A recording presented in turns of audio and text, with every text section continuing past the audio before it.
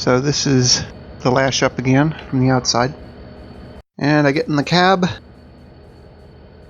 Of course, in real life you would do an initial terminal test of the brakes here, but because the brake shoes are not animated in or on Trainz 2009, there's no realistic way to do it. So I'm going to have to skip the initial terminal test here.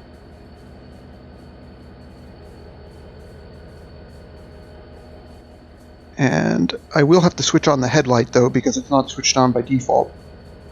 And it doesn't seem to be in bright for some reason. I don't know why that is. So I hit it again, and there it's finally on bright.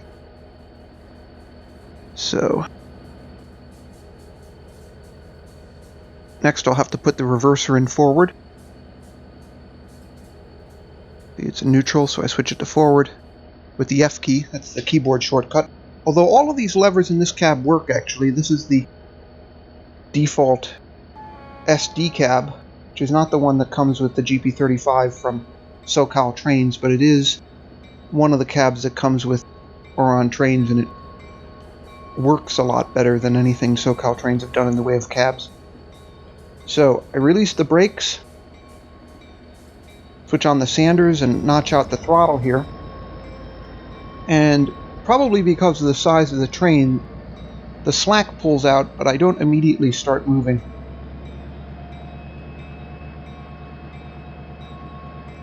You can see we're stationary even though I'm in notch 4 here. So I notch it out to 5, and then I start to move. Starting a train always requires far more power than cruising, of course, or even accelerating.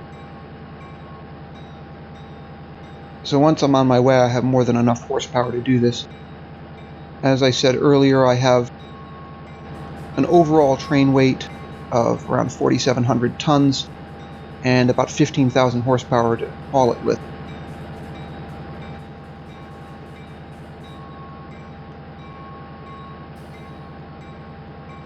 Now, if you look at the speed sign there, speed limit's going up to 60 miles an hour here, but I'm remaining at the 40 mile an hour limit because it's going to take a few minutes for the rear of the train to clear that speed sign,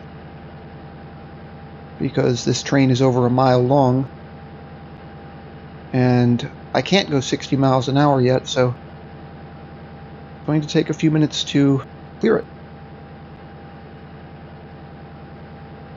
The scenery at the west end of this yard is very sparse. I may fill it in later. I haven't decided, actually.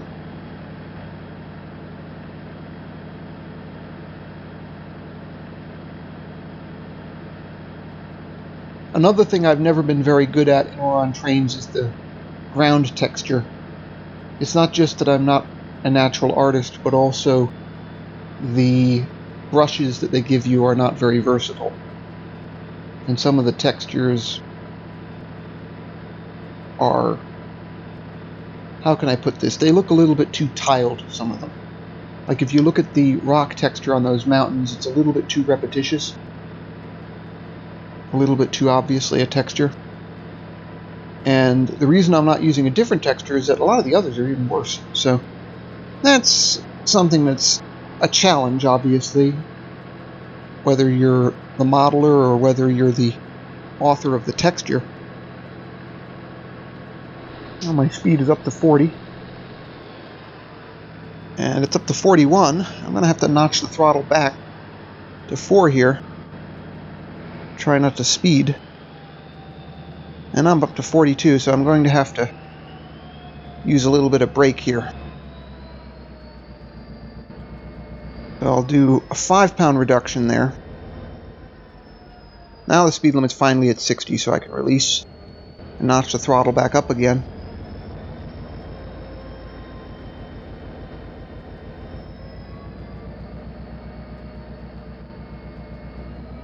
I'm on 8 full power.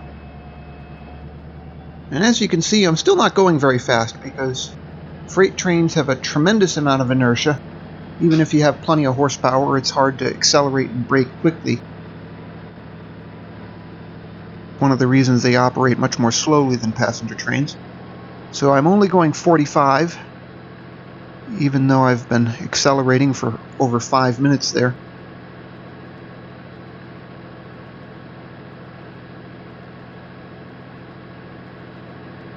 I will eventually hit 60, but as you'll see, the grade will knock it down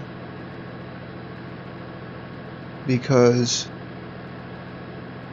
the grades on this route run up to about 2%. So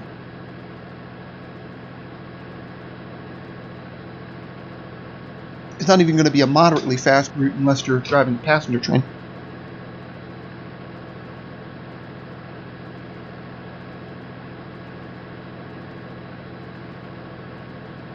There are some advantages to that, though, as you'll see later. The thing about going uphill with a train is that it makes braking much, much easier, because if you ease off on the throttle, the hill can do most of the braking for you, actually. The trick is to time it right, and as you'll see, I've only driven this route a few times so far since I built it, fewer than 10 times, so I'm not completely into practice on where to ease off on the throttle and where to brake and so on. I've had to wing it a little bit. Of course, in real life, if you're a real train engineer, you have to learn your route very, very well before you can legally drive it, and so you, in that case, would know exactly when to put the brakes on. Even if you have a wide variety of train weights, you memorize it, of course.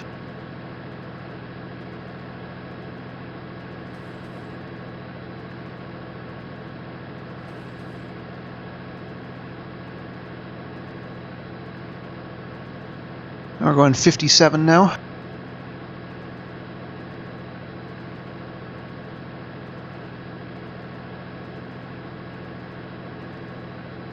The speed limit just went up to 70, but this train flat out would only be able to do 65 on the level, and we're going up a grade, so as you'll see, we'll get pretty close to 60. I think we do hit 60 later, but we will not go beyond that. The grade will simply prevent that from happening.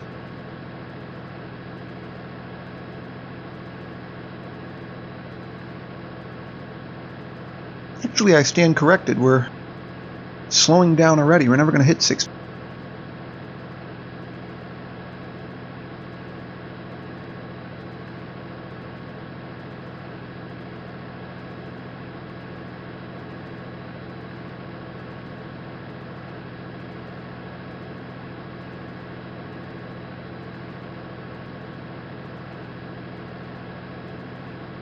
I think I have hit 60 on this route with this lash up, but the catch was that the train was shorter, because when I initially built the test train, it only had 80 cars on it.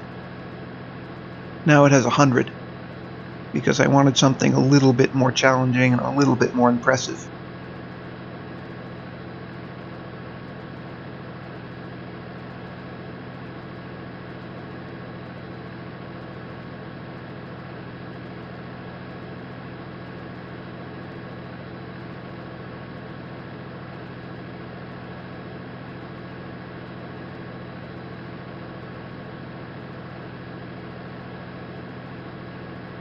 So we're going into this tunnel here.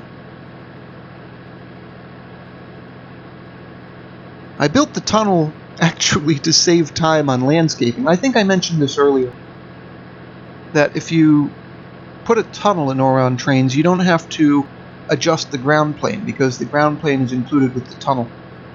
It's a nice feature, actually, and I would actually recommend that if Orion have not done it already on the newer versions of Trainz, that you put a roadbed under the track to make this process easier and more realistic, because it's very time-consuming adjusting the ground level when you're doing a grade. I also found this logo for Orion on the cab. See that? I thought that was kind of a cool Easter egg of sorts. At least if you can count it as an Easter egg. I don't really know what your definition would be. I think it varies.